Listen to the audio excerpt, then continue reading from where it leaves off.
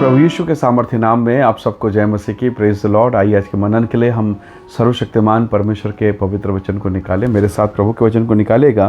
पहला यूहन्ना अध्याय 5 और उसका वचन 13। यहाँ लिखा है, मैंने तुम्हें जो परमेश्वर के पुत्र के नाम पर विश्वास करते हो इसलिए लिखा है कि तुम जानो कि अनंत जीवन तुम्हारा है। Praise the Lord, hallelujah. प्रभु के लोगों, एक घर की कल्पना कीजिए जहाँ पर पति पत्नी है और उनके 2 बच्चे हैं। हो सकता है उनके पास एक बड़ी प्रॉपर्टी है और माता पिता अगर बाद में अपना वसीयतनामा लिखें तो आपको मालूम है ये सारा वसीयत, सारी संपत्ति अंत में माता पिता के बाद उन 2 बच्चों में ट्रांसफ़र होगा। पर अगर इसी बीच में एक और बच्चा पैदा हो जाए, चाहे वो बेटी हो चाहे बेटा, अब मुझे बताइए उस सारी प्रॉपर्टी को क्या 2 भाग में बांटा जाएगा या उसका तीसरा भाग भी किया जाएगा, यानी बराबर बराबर 3 भाग। कारण क्या था? वो एक नया सदस्य उस परिवार में जन्म लिया है। हालेलुया।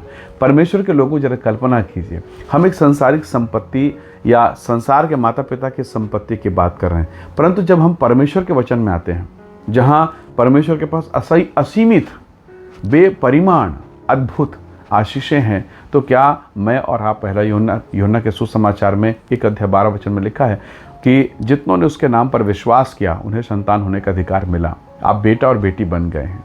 हालेलुया। यीशु के नाम पर भरोसा करके, विश्वास करके आप बेटा और बेटी बन गए हैं। तो क्या स्वर्ग की चंगाई आपका नहीं है? क्या स्वर्ग की आशीषें आपका नहीं है? है। कई बार आपके मन में आएगा कि मैं प्रभु के साथ चल रहा हूँ, मैं कलीसिया जाता हूँ, चर्च जाता हूँ, प्रार्थना में भी हूँ, आराधना में भी हूँ, वचन में भी हूँ, पर मेरे जीवन से संकट टल नहीं रहा है, दुख टल नहीं रहा है, मैं अभी भी परेशानी में हूँ, मुझे समाधान नहीं मिल रहा है। बहुत बार प्रभु के लोगों, सब चीज़ों के बाद में आप देखेंगे परमेश्वर की एक अद्भुत योजना है। जैसे अगर आप देखें तो अब्राहम को प्रभु ने चुना जब वो 75 साल का है, उत्पत्ति 12 अध्याय में, पर उसके जीवन में कई उतार चढ़ाव आए।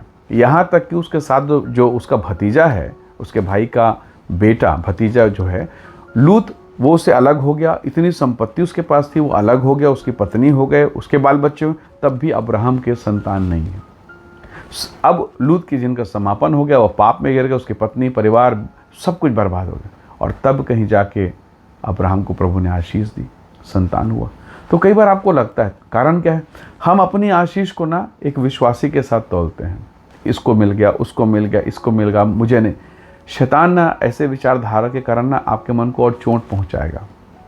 वो आपको उभारेगा ताकि आप कुड़कुड़ाएं, आप परमेश्वर के विरोध में बात करें। आप दाऊद के वचन को सुनिए, भजन संहिता की पहली पुस्तक 1 अध्याय। उसने कहा कि दुष्टों की युक्ति पर नहीं चलता, ठट्ठा करने वाले के मार्ग में। उसने लिस्ट दिया, यहाँ नहीं चलता, वहाँ नहीं खड़ा होता, वहाँ बैठता नहीं है। और फिर वो कहता है कि एक व्यक्ति जो परमेश्वर की व्यवस्था पर रात और दिन ध्यान करते रहता है, वह उस वृक्ष के समान है जो बहती नाली के किनारे लगाया गया। ध्यान से सुनिएगा, बहती नाली के किनारे, पानी के किनारे लगाया, पर लिखा अपनी ऋतु में फलता है। तो आपके लिए प्रभु ने एक अपना ऋतु, एक अपना समय निर्धारित किया जिसमें आप फलेंगे। जब आप फलेंगे फूलेंगे ना, उसका कोई तोड़ होगा ही नहीं। याद रखिएगा, एक फूल का भी पेड़ होता है, उसका अपना सीजन होता है और अपने सीजन में सबसे खूबसूरत होता है। हालेलुया। तो आपका जो सीजन प्रभु ने ठहराया है, उस सीजन में प्रभु आपको खूबसूरत करेगा, आपको बेशुमार आशीष से भरेगा। और हाँ, जिस समय में आपको बढ़ाएगा, आप बहुतों के लिए चमत्कार, गवाही और महिमा का कारण बनेंगे। इसलिए जब परमेश्वर के वचन में लिखा, जब प्रभु का वचन हमें सिखाता है कि हमारी आशीष उसने पहले से निर्धारित कर दी है, जगत की उत्पत्ति से पहले, तो जब प्रभु हमें दे रहा है, हम उसके संतान बन गए। और संतान हैं तो हकदार हैं, हम हकदार हैं, हम वारिस हैं। हालेलुया। तो हर एक स्वर्गीय चंगाई, हर एक स्वर्गीय आशीषें आपका और मेरा हिस्सा है। इसलिए मन को कभी निराश मत करना। शैतान ऐसे करता है कि आप निराश हो जाएं, आप प्रेयर को छोड़ दें, आप उपवास करते रहेंगे और आपके मन में शैतान अचानक से विचारधारा डालता है, क्या हुआ तेरे उपवास का, कुछ तो मिला नहीं। और वो आपको उपवास तोड़ने के बारे में बात करेगा। आपको याद है यीशु मसीह के विषय में, जब यीशु मसीह की परीक्षा हो रही थी, शैतान आके परीक्षा ले रहा था, वो बीच बीच में कहते रहता था, वो बीच बीच में बोलते रहता था। जब वो 40 दिन हो गए, भूख लगी यीशु मसीह, तो आया, उसने कहा अगर तू परमेश्वर का पुत्र है तो इस पत्थर को रोटी बना। सोचिए क्या कह रहा है वो। तो वो जानता है आपकी कमजोरियों को, वो जानता है आपकी दुर्बलता को, वो जानता है आपकी निर्बलता को।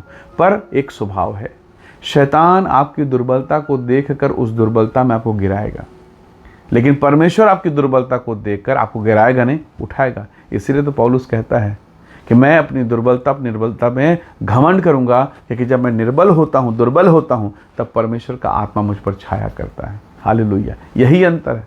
शैतान गिराने के लिए आएगा, पर परमेश्वर आपको उठाने के लिए आएगा। इसलिए प्रभु के लोगों, जीवन के कठिन परिस्थिति में, निर्बलता की परिस्थिति में आपको पीछे नहीं भागना है, आपको आगे आना है। जब आपने देखा छोटे छोटे बच्चे जब लड़ाई होते हैं, और जब कोई छोटा बच्चा बाहर में अपने दोस्तों के साथ मारपीट करता है और मार खाता है, तो सबसे पहले किसकी तरफ भागता है? पड़ोसी के घर की तरफ या अपने घर की तरफ?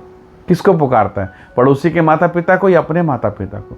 तो जब एक छोटा बच्चा को उतना ज्ञान है कि मुझे अपने घर की तरफ भागना है, मुझे अपने माता पिता की तरफ भागना है ताकि मैं इस मुसीबत से बचूं, तो क्यों ना हम अपने पिता के घर की तरफ भागें, हम अपने परमेश्वर की तरफ भागें, ताकि हम भी मुसीबत से बचाए जाएं और परमेश्वर की इच्छा, परमेश्वर का ग्रेस, प्रभु की सुरक्षा हम में से हर एक को प्राप्त हो सके। हालेलुया। कई बार दुख में, तकलीफ में हम दोस्तों के पास, परिवार के पास, मित्रों के पास, रिश्तेदार, कोर्ट कचहरी कहाँ का नहीं भागते हैं, जबकि समाधान परमेश्वर के चरणों पर उसने कहा, जो कोई मेरे पीछे आएगा अंधियारे में ना चलेगा। हालेलुया। वो आपको उजाले में लेके चलना चाहता है।